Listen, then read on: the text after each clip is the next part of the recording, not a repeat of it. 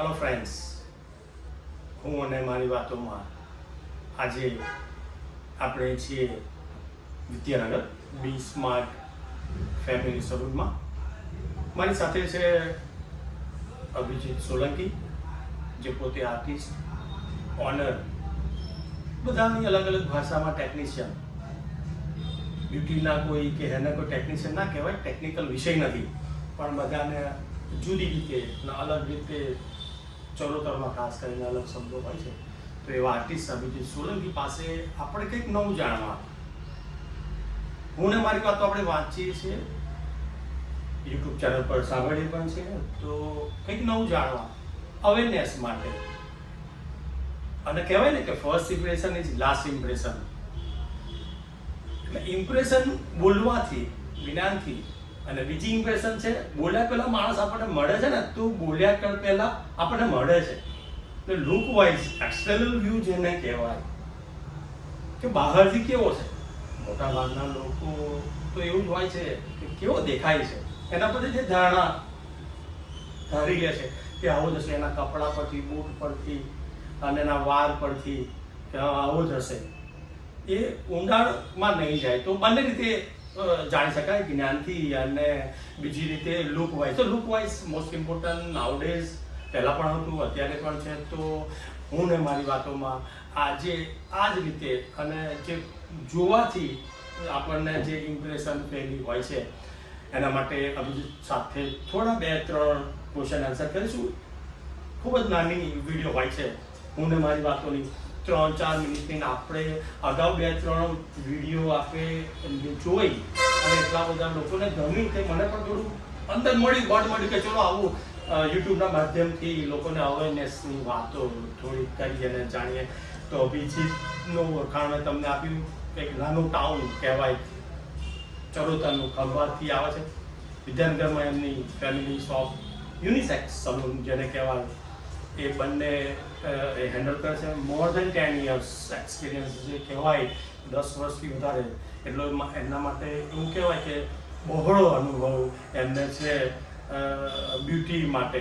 પહેલો પ્રશ્ન એમને એક નાનો પણ એમની ભાષામાં, અને આપણને બધાને એકદમ જ નવો લાગે અને એકદમ જ આપણને કોઈ સોશિયલ મીડિયામાં કે કોઈ ડૉક્ટર અથવા તો કોઈ બીજી બ્યુટી પાર્લરમાં કે કોઈ અન્ય જગ્યાએ ના જાણી ન સાંભળ્યું હોય એવો એક ક્વેશ્ચન છે કે તમારે બ્યુટી પાર્લરમાં અભિજીતભાઈ મોટા ભાગની ગર્લ્સ અને લેડીઝ કામ કરવા માટે આવતા હશે, તો તમને એ હેર રિલેટેડ એટલે કે વાળને સમસ્યાઓ જણાવતા હશે, કહેતા હશે, તો કઈ એ સમસ્યા છે અને એનું નિવારણ શું હોય?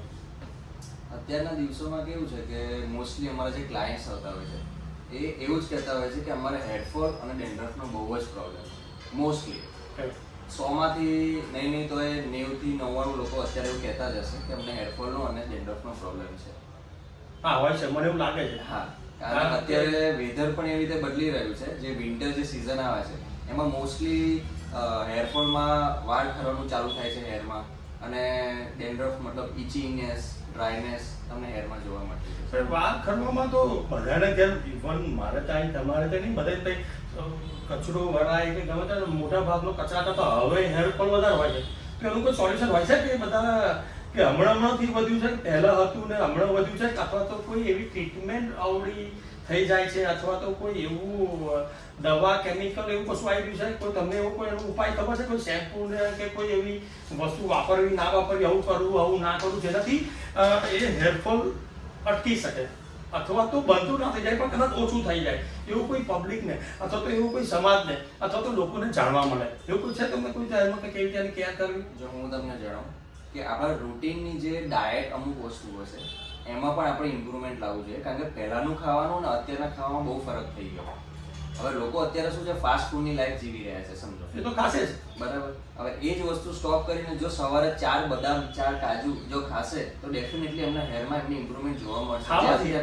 હા, કાજુ ખાવાથી હેરમાં સારા એનો યુઝ છે, એ હેરમાં હજુ કોઈને ખબર નથી. ડેલી 5 કાજુ ખાઓ 21 દિવસ માટે, 22મા દિવસે તમને ચેન્જ લાગશે કે આ વસ્તુ ખાવાથી આટલો બધો ફરક છે. બોલો, ખાવા પીવાનું મને ખબર હતું, પણ આપણને થોડીક જ વાતો ખબર હોય. ધારો કે આપણે heart related, kidney related, blood related ખબર હોય, કોલેસ્ટ્રોલ રિલેટેડ ખબર હોય, પણ ઘણી વાર આપણને, મને ખાસ કરીને, બધાને તો એવું ના કહી શકાય કે બધાને ખબર નથી. હેર કેરની વાત આવે ને એટલે સોશિયલ મીડિયામાં કાં તો કોઈ શેમ્પૂની એડમાં કે કોઈ ડોક્ટર કે કોઈ બ્યુટી પાર્લર એવું કહેશે કે આ શેમ્પુ નહીં, અમારું આ શેમ્પુ વાપરો, અમારો આ સાબુ વાપરો, અથવા તો આ વધારે કરો, આ ઓછું કરો, તેલ આ રીતે નાખો, અમારું તેલ આ રીતે પ્રમાણમાં નાખો.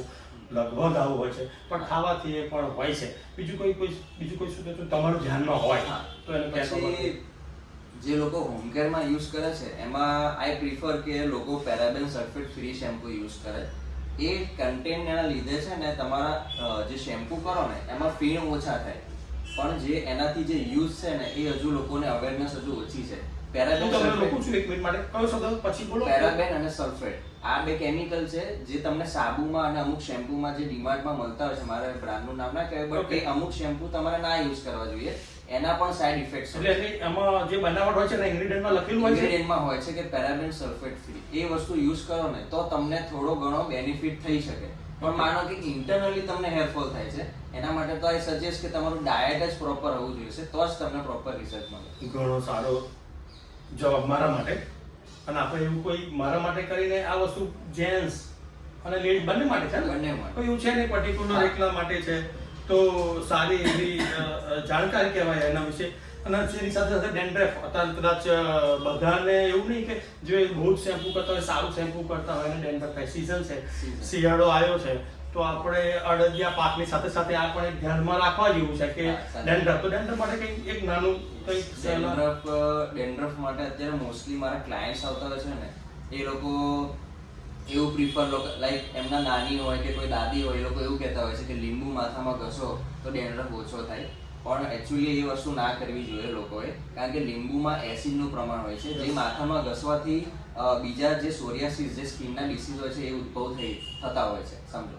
એટલે મારું પ્રેફરન્સ એવું છે કે તમે એને ક્યોર કરવા માટે એન્ટી ડેન્ડ્રફ શેમ્પુ યુઝ કરો with the help of proper technician, જે હેર ડ્રેસર છે, આઈધર કોઈ ડોક્ટર છે, એને કન્સલ્ટ કર્યા પછી તમે કોઈ બી પ્રોડક્ટ યુઝ કરો. કારણ કે ડેન્ડ્રફ એ અત્યારે વિન્ટર આવશે, જેવી સિઝન ચેન્જ થશે એટલે તમને એ વસ્તુ તમારા હેરમાં જોવા મળશે, સમજો. અને અત્યારે મોસ્ટલી બીજું પણ શું છે કે પાણીમાં ક્ષાર, અમારે કે ચરોતર છે, બરાબર, ચરોતરમાં આપણે વિદ્યાનગરમાં ક્ષાર વધારે છે પાણીમાં, એટલે એના લીધે પણ તમને બહુ ચેન્જ જોવા મળશે. ખંભા તમારું ગામ છે, ત્યાં આગળ 3600 TDS પાણી છે, સમજો. હવે એનાથી કેવું થશે કે એ તમને ડેન્ડ્રફ નહીં થવા દે, કારણ કે ઓલરેડી તમને ઓવર એસિડિક વોટર છે, સમજો. એટલે એ વસ્તુ યુઝ કરવાથી તમારા ડેન્ડ્રફ વધશે નહીં, પણ એની જગ્યા પર સ્ટેબલ હશે. જ્યારે અહીં વિદ્યાનગરમાં એ વસ્તુ વધારે જોવા મળે છે કે હેર ડેન્ડ્રફ વધારે અહીંયા આગળ ઉદ્ભવે છે. મોસ્ટલી અમારા સ્ટુડન્ટ્સ છે, જે અહીંના જે લેડીઝ ક્લાયન્ટ છે, બધાની આ કમ્પ્લેન છે. ખૂબ જ સારી ઇન્ફોર્મેશન મળી. એક મારો પોતાનો પ્રશ્ન, પોતાનું જાણવા જેવું. આમ તો જેન્ટ્સને કહેવાય ને અને બોયઝને કહેવાય ને કે લેડીઝ જેટલું કશું હોતું નહીં. એના શણગારમાં કદાચ જોઈએ ને તો આપણે એક પેન હોય છે, એક બૂટ હોય છે, એક બેલ્ટ હોય છે, એક વોલેટ હોય છે, બતાવતું દેખાતું એક કશું હોય, 3-4 વસ્તુની જ્વેલરી કહેવાય, ખર્ચો કરવાની વસ્તુ કહેવાય તો એવી છે. પણ એમાં પણ જો બ્યુટીની વાત કરીએ જેન્ટ્સમાં, તો હું પહેલાં જ્યારે વાળ કપાતો હતો ને, તો જ્યારે વાળ કટિંગ કરાવું ને તો 2 મહિને કે 3 મહિને કે 1.5 મહિને, તો પછી તરત ને હું ફેશિયલ કરાવતો હતો. હવે વર્ષો સુધી એવી વાત હતી કે લોરિયલ હું ફેશિયલ કરાવું છું. આપણે 2 વર્ષ પહેલા 3 વર્ષ પહેલા મુલાકાત થઈ તો તમે જણાવ્યું હતું, અને તમારા બ્રધર પિયુષે પણ મને જણાવ્યું હતું કે તમે કયું વાપરો છો. તો મેં કહ્યું લોરિયલનું મેં કરાવ્યું છે, એનું ડાયમંડ અને અલગ અલગ એની રેન્જ હોય છે, તો એ હું કરાવું છું. તો તમે બહુ જ શોકિંગ ન્યૂઝ કહેવાય કે તમે એવું તો લોરિયલ બનાવતી જ નહીં ફેશિયલ. હવે લોરિયલ નહીં બનાવતી તો મને બહુ સારી શોપ કહેવાય આણંદ વિદ્યાનગરની, જેને હું ગૌરવ લેતો હતો.